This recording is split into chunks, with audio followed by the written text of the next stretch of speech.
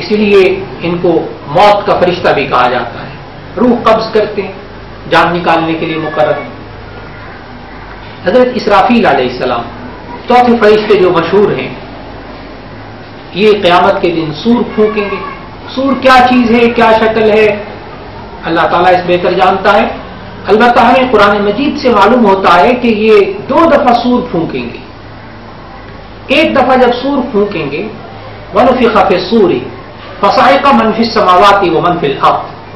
جب یہ سور پھونکیں گے تو یہ زمین اور آسمان سب پھٹ پڑیں گے اور قیامت قائم ہو جائے گی.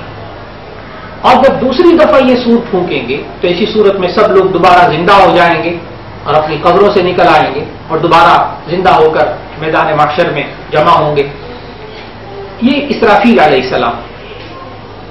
اس کے علاوہ ہمیں بعض فرشتوں کے نام تو نہیں ملتے لیکن ان کے کام ملتے ہیں قرآن مجید کے اندر. جیسے معلوم کرامن کاتبین یعلمون ما تفعلون. کرامن کاتبین معزز لکھنے والے فرشتے، جس کی تفسیر آپ کو احادیث سے معلوم ہوتی ہے کہ یہ انسان کے اعمال لکھتے ہیں. نیک اعمال لکھنے والا الگ فرشتہ اور برے اعمال لکھنے والا الگ فرشتہ، جنہیں کرامن کاتبین قرآن مجید میں کہا گیا. احادیث سے معلوم ہوتا ہے اسی طرح کچھ فرشتے منکر نکیر کہلاتے ہیں، جو کہ قبر میں انسان سے سوال و جواب کریں گے. آپ لوگوں کے ذہن میں وہ سوالات بھی ہوں گے کہ من ربک، ما دینک، من نبیک. تمہارا رب کون، تمہارا دین کیا، تمہارا نبی کون. یہ فرشتے سوال و جواب کرنے والے، ان کو منکر نکیر کہا گیا.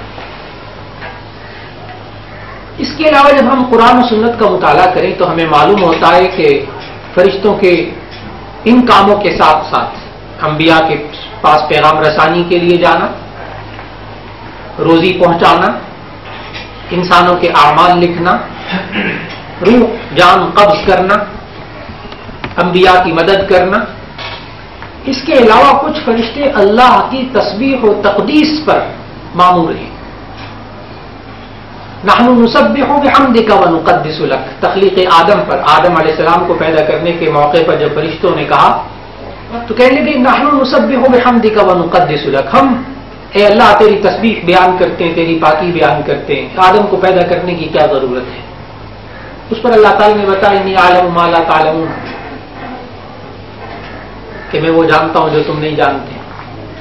اور پھر وہ پورا واقعہ تخلیق آدم کا، جس میں فرشتوں کے سامنے آدم کی اہمیت بیان کی گئی. اسی طرح بندوں پر اللہ کی رحمت یا لعنت نازل کرنا، یہ بھی فرشتوں کے ذمہ، یہ بھی فرشتوں کے کام. اللہ کی رحمت نازل کرنا یا اللہ تعالیٰ کی طرف سے لعنت نازل کرنا. اسی طرح اللہ کے دیگر احکامات کو جاری کرنا اور نافذ کرنا، یہ بھی فرشتوں کے کام ہمیں معلوم ہوتے ہیں. انسانوں کی خدمت کرنا، اس پر بھی فرشتے مامور ہیں. فرشتے انسان کے حفاظت کے لیے مقرر ہو جاتے ہیں. فرشتے انسان کے لیے دعا کرتے ہیں. آپ روایت پڑھتے ہیں کہ جب ایک شخص بیمار ہوتا ہے اور اس کی بیمار پرسی کے لیے ایک شخص جاتا ہے تو صرف اس کے جانے پر 70,000 فرشتے اس کے لیے دعائیں مغفرت کرتے ہیں. ایک طالب علم علم حاصل کرنے کے لیے جاتا ہے، اس کے لیے فرشتے دعا کرتے ہیں. اور وہ روایت بھی آپ کے ذہن میں، جب علم دین حاصل کرنے کے لیے ایک طالب علم نکلتا ہے تو فرشتے اس کے پاؤں کے نیچے پر بچھاتے ہیں. کن کن کاموں کے لیے اللہ نے فرشتوں کو مقرر فرمایا ہوا. یہ فرشتے، ان کا ایک اور کام کہ یہ نبی صلی اللہ علیہ وسلم پر درود بھیجتے ہیں. ان اللہ وملائکتہ یصلون علی النبی یا ایھا الذین آمنوا صلوا علیہ وسلموا تسلیما، کہ اللہ تعالیٰ اور اس کے فرشتے نبی صلی اللہ علیہ وسلم پر درود بھیجتے ہیں. اے ایمان والو، تم بھی نبی صلی اللہ علیہ وسلم پر درود و سلام بھیجو. تو معلوم ہوا کہ فرشتوں کا ایک کام یہ بھی ہے انبیاء پر درود اور سلام بھیجنا. فرشتوں کے بارے میں ہمارے عقائد، یہ وہ عقائد ہیں جو ہمیں قرآن و سنت سے معلوم ہوتے ہیں۔ اسی طرح فرشتوں کے ساتھ ساتھ جنات کے بارے میں بھی ہمیں اپنے عقائد واضح رکھنے چاہیے، اور پھر اس کے ساتھ ساتھ جنات، فرشتے، ابلیس، ان کے بارے میں عقائد واضح ہونے کے ساتھ ساتھ چند ایک اس کے اور جزوی پہلو ہیں جن کے بارے میں ہمیں عقائد رکھنے چاہیے اور اپنے عقائد کو درست رکھنا چاہیے، اور وہ عقیدہ ہے کہ اللہ کے بعض نافرمان بندے ہیں، بعض فرما بردار بندے ہیں۔ جو اللہ کے فرما بردار بندے ہیں، اللہ کے حکم کو بجا لاتے ہیں انسانوں میں سے، ان کو ولی کہا جاتا ہے۔ یہ ولی کیا ہوتا ہے، اس کے بارے میں ذہن میں رکھنا چاہیے کہ مسلمان جب عبادت کرتا ہے، گناہوں سے بچتا ہے، اور اللہ اور اس کے رسول صلی اللہ علیہ وسلم کی اتباع کرتا ہے زندگی کے ہر معاملے کے اندر، ایسے شخص کو ولی کہتے ہیں، یعنی اللہ کا دوست۔ تو ایسا انسان اللہ کا دوست بن جاتا ہے۔ لیکن ہمارے ایمان سے اس بات کا تعلق ہے کہ ولی چاہے کتنے بڑے درجے کو پہنچ جائے، لیکن کبھی وہ نبی کے برابر اس کا درجہ نہیں ہو سکتا۔ اور کوئی شخص چاہے کتنا ہی اللہ کے قریب ہو جائے، کتنا اللہ کا ولی بن جائے، اس سے اللہ تعالیٰ جو فرائض ہیں، نماز، روزہ، زکوٰۃ، حج، یہ عبادات اللہ تعالیٰ اس بندے سے معاف نہیں کرتا۔ ہمارے معاشرے کے اندر بس اوقات لوگ اللہ کے ولی کہلاتے ہیں، اور ساتھ ہی کہا جاتا ہے کہ ان کو نمازیں معاف ہو گئی، یا ان کو روزے معاف ہو گئے، یا ان سے شرعی احکام اٹھ گئے۔ ظاہر ہے کہ ایسا نہیں،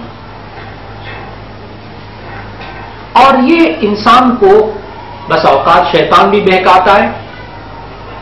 مشہور واقعہ حضرت شیخ عبد القادر جیلانی رحمۃ اللہ علیہ کا، کہ وہ خود لکھتے ہیں کہ میرے سامنے ایک بزرگ شخصیت آئی اور آ کر کہا کہ اے عبد القادر جیلانی، آج تجھے نماز معاف، تو اللہ کا مقرر بندہ بن گیا ہے۔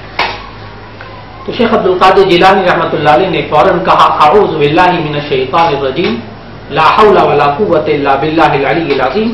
شیطان سے پناہ مانگی تو وہ چیخیں مارتا ہوا وہ پیچھے کو ہٹ گیا، وہ بزرگ نما شخصیت۔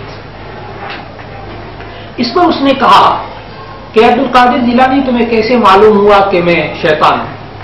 کیونکہ یہ ایک ایسا جال ہے کہ جس سے میں بڑے بڑے اللہ کے ولیوں کو گمراہ کر چکا ہوں۔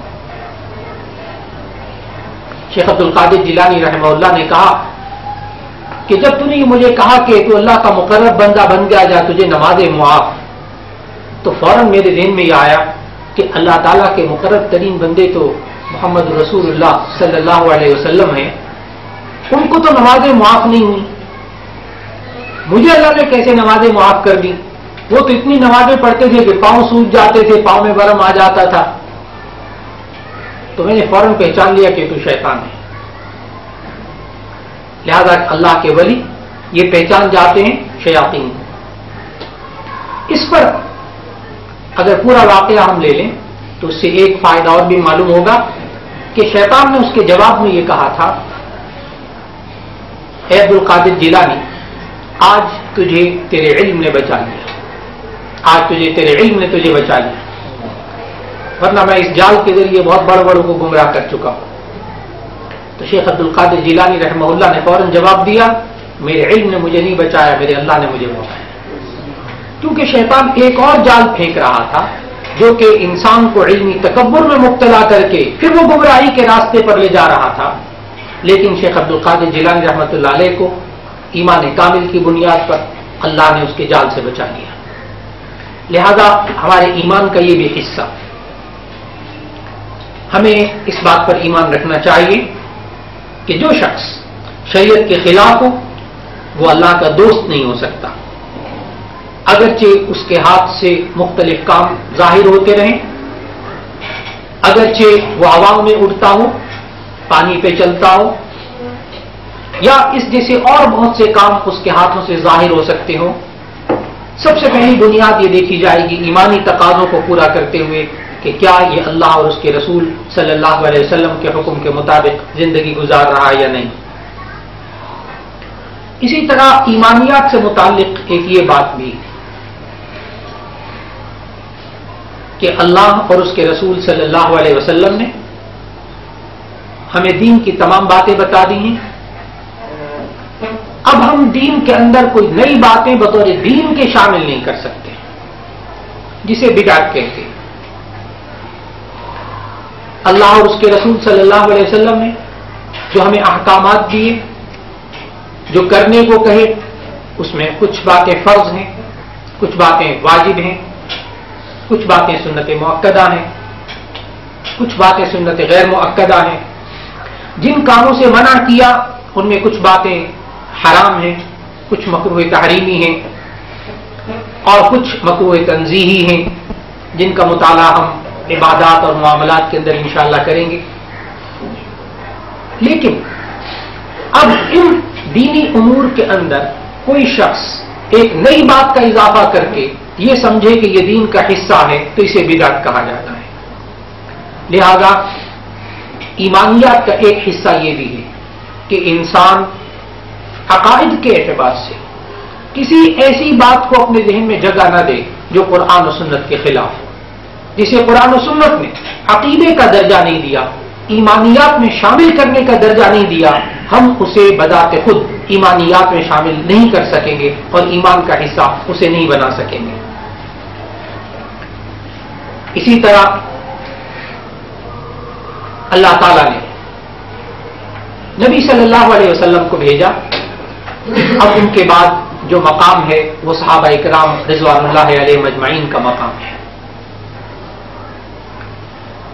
صحابہ اکرام رضوان اللہ علیہ مجمعین، ان کے بارے میں ہمارے کیا عقائد ہونے چاہیے؟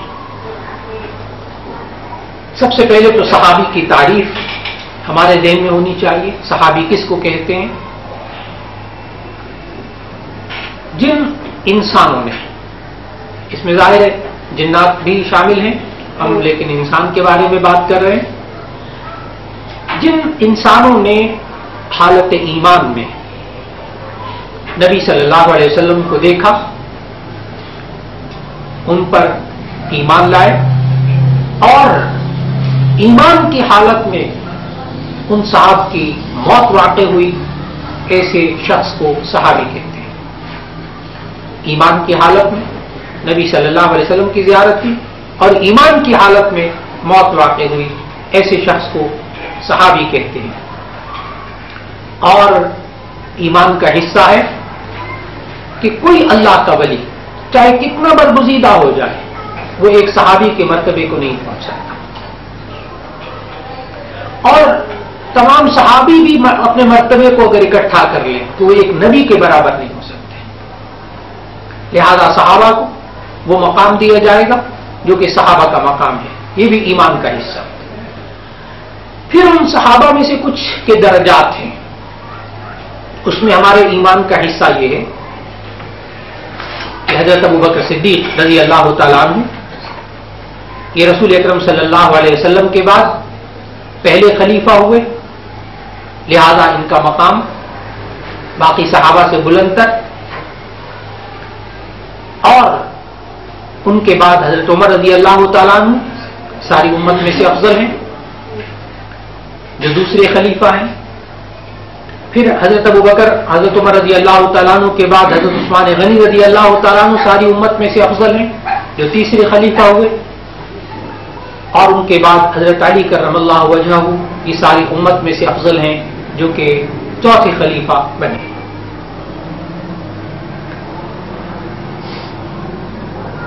بعض صحابہ کے مناقب اور فضائل مختلف روایات میں آئے ہیں۔ جن صحابی یا صحابیہ کا مرتبہ کسی حدیث میں آیا ہے، ہم بحیثیت مومن کے ایک اس فضیلت کو، اس منقبت کو، اس مرتبے کو بیان کریں گے انشاءاللہ.